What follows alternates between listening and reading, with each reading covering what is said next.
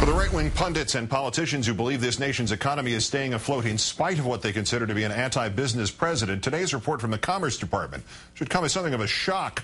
Corporate profits for the last quarter were the highest ever, as in since they started tracking the number more than 60 years ago. It is a figure so high, it dwarfs even made-up numbers like 11 billion. Our fourth story, Mr. Anti-Business was in Kokomo, Indiana today, getting a tour of the town that, as late as last year, was marked for death, in essence, until the federal government stepped in.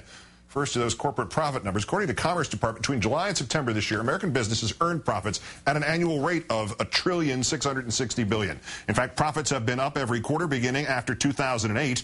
That means big bonuses, happy shareholders, and still no new jobs.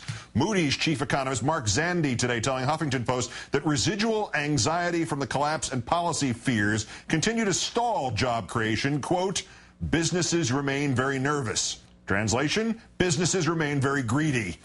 In Kokomo, once deemed by Forbes magazine one of America's fastest dying towns, the White House is touting 12% unemployment in a town of 46,000 because last July the unemployment rate there was 20%. Kokomo has benefited from over $400 million in federal stimulus money, and it was the federal government's bailout of Chrysler that helped that company keep its Kokomo transmission plants open. CNN reported that without the federal bailout, many feel 3,500 workers in Kokomo would have lost their jobs. Today, Chrysler announced it would invest another $843 million into the factories there, enabling them to retain more than 2,200 jobs there. Today, standing amid the hardware at the Kokomo Chrysler plant, the president took credit for the success of his policies and reminded his audience of the people who fought him tooth and nail. We made the decision to stand with you because we had confidence in the American worker, more than anything. And today we know that was the right decision. There were those who were prepared to give up on Kokomo and our auto industry. There were those who said it was going to be too difficult, or that it was bad politics, or it was throwing good money after bad. You remember the voices arguing for us to do nothing? In case you don't and need a refresher, here are some of those voices.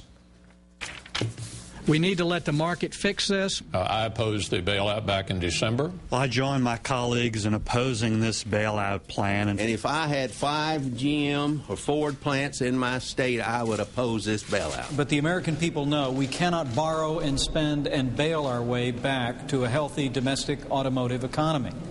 Oh, a whole lot of wrong in that group of sound bites. Joining me now is David Korn, the Washington bureau chief of Mother Jones, also columnist at politicsdaily.com. Good evening, David. Good evening, Keith. I'm still chuckling about 11 billion. Thank you very much. In the line of Dan Patrick's, as I recall. We'll get to Kokomo. Let's start macro first. The corporate profit statistic, most money ever.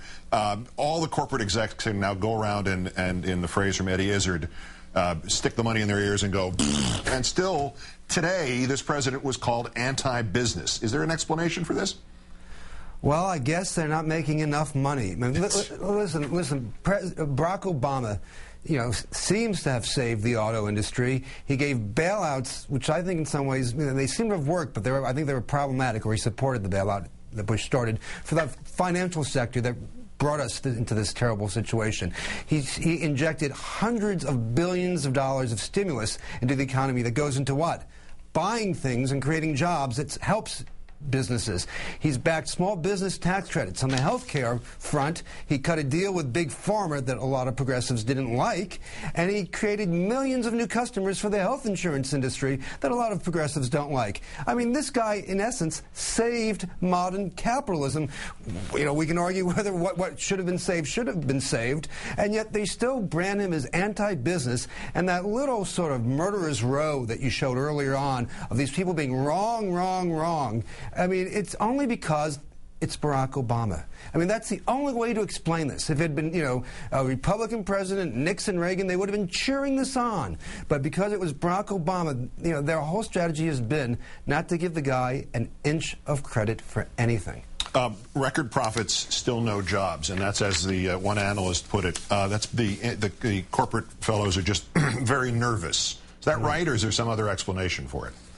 Well, you know, I think there's also a taking advantage of the downturn, which is, you know, the old thing that happens is it's called a old-fashioned speed up. You get rid of people, you make other people work faster and more, so you increase your productivity. I mean, we've seen just even before this collapse a steady rise in the last decades in worker productivity. It hasn't matched wages, and so corporations are just squeezing the American worker more and more. They're working longer hours, in some ways for less money, and so now, you know, we shed jobs. Wall Street says, hooray, stocks go up, and when things start to turn around, it's really like, well, maybe we don't need all those jobs.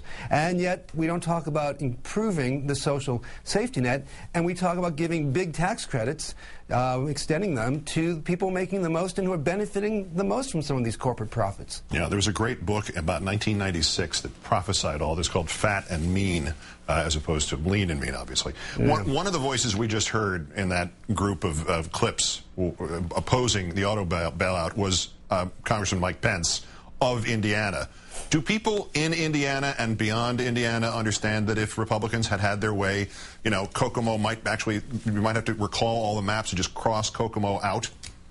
I don't think they understand that there might not have been an economy had Barack Obama not continued some of his policies and not put in a stimulus.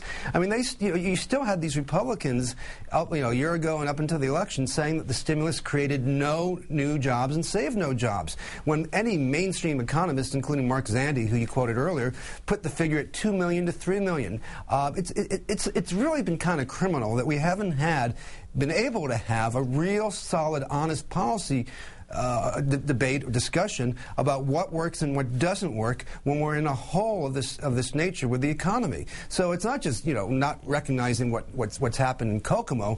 I mean, going from 20% to 12% unemployment is the right direction. It's not nearly good enough, but yet Republicans take advantage of the fact that we're not down to 5%, and they act as if nothing has happened at all, when that's certainly not the case. David Corn, the Washington editor of Mother Jones. Great thanks as always for your time tonight, David. Thank you, Keith.